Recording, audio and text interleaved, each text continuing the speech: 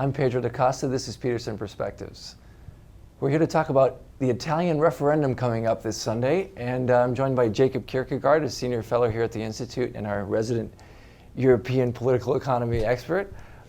So can you tell us a little bit what this referendum is all about and why markets and these sort of global financial watchers seem to be very concerned I mean, about? big picture-wise, this referendum is about changing the Italian constitution, and it's about trying to make the Italian political system work in a more nimble way, so that there's less opportunities for gridlock and veto points, if you And like. more centralization, if I understand correctly. More centralization, or because Italy now has what's called perfect bicameralism. It means that the two chambers of parliament are exactly legally equal.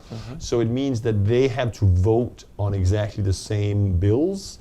And if one changes a comma, it goes back to the other chamber, and then you kind of have a cycle of potential inevitable or a never-ending parliamentary debates over a particular bill.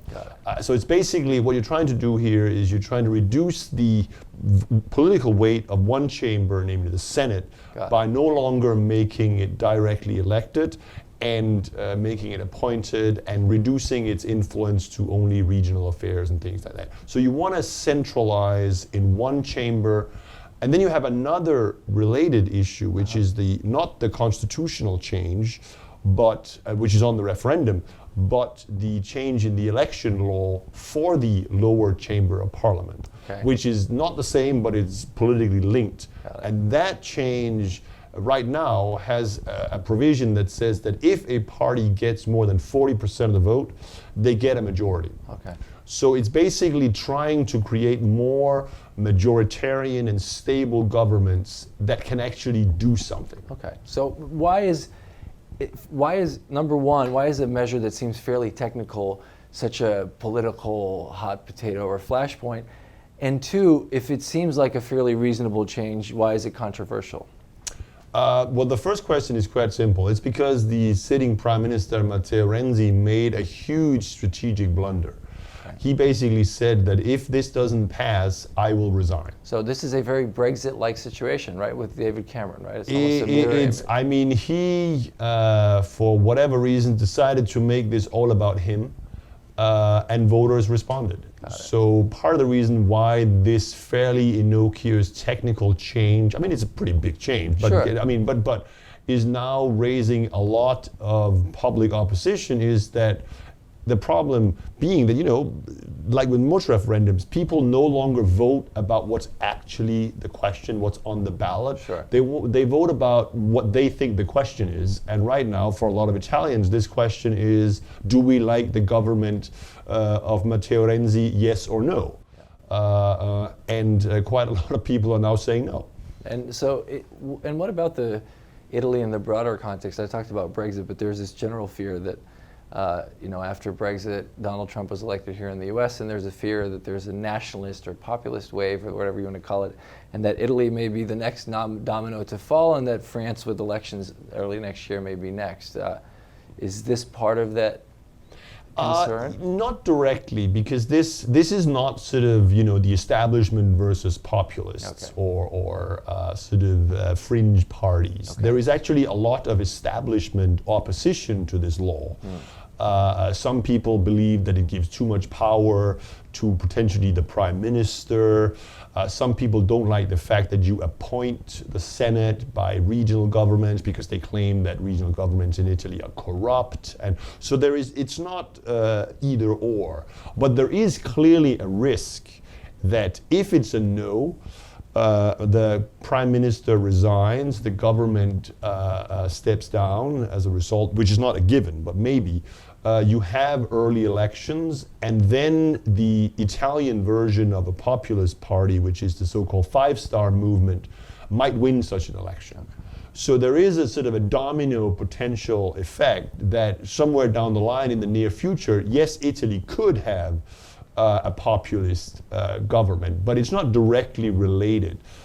to this vote, which, as I said, is more complex in nature. Okay. So in that sense, I don't think it's correct to say that Italy, irrespective of the outcome, that this is really the next domino to fall.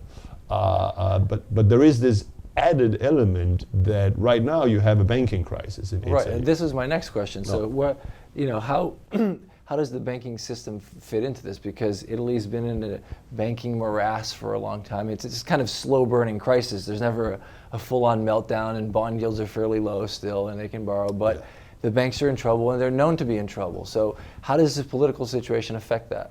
Well, it affects it because Italy is essentially the only country in the sort of crisis part of the periphery of Europe that hasn't cleaned up its banks yet.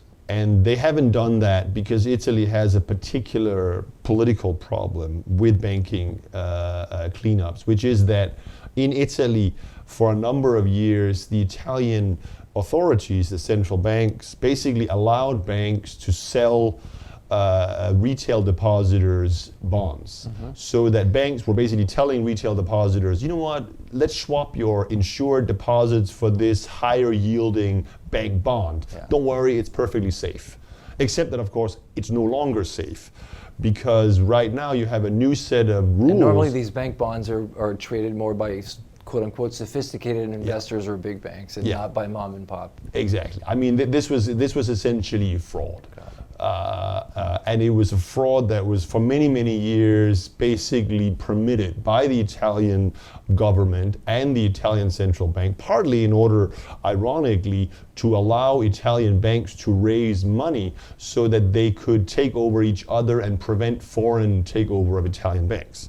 So no, I mean, this is fraud. I mean, there's no doubt about it. But the political problem now is that you have a case of a new set of European banking rules that says that these bonds are now bail-inable. Which means that they can be called upon to recapitalize the banks, and basically all these retail depositors who perhaps clearly thought that actually their deposits were safe now have run the risk of losing all their savings. So they thought they had money in the bank and now it's a risk. Which is a huge political problem.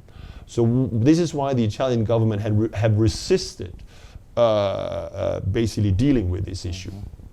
And so what happened over the summer was that Italy's third largest bank, the MPS, or Monte dei Paschi di Siena, was failed in the ECB stress tests.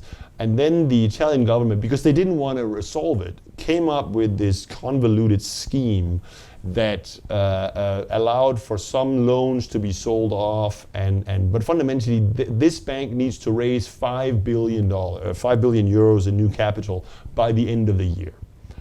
And the Italian government actually does have an agreement with JP Morgan and a syndication of international banks to underwrite this capital goods if the referendum passes.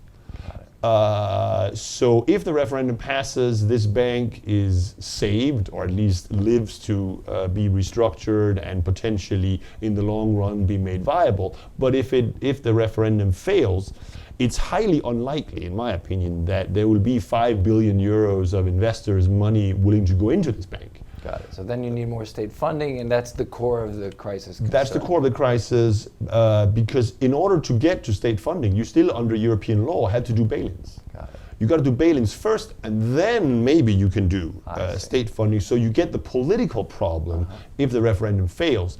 And then the other broader issue is that this is the biggest bank. It's the third largest in Italy, but there is a number of smaller regional banks that face the same issue.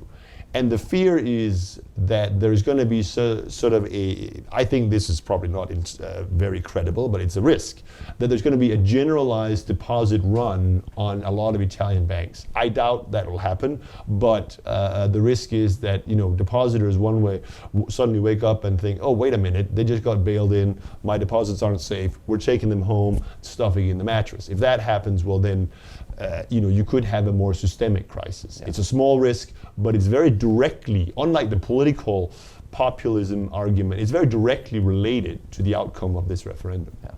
Well, thank you so much for untangling this really complex issue for us. My pleasure. Appreciate it.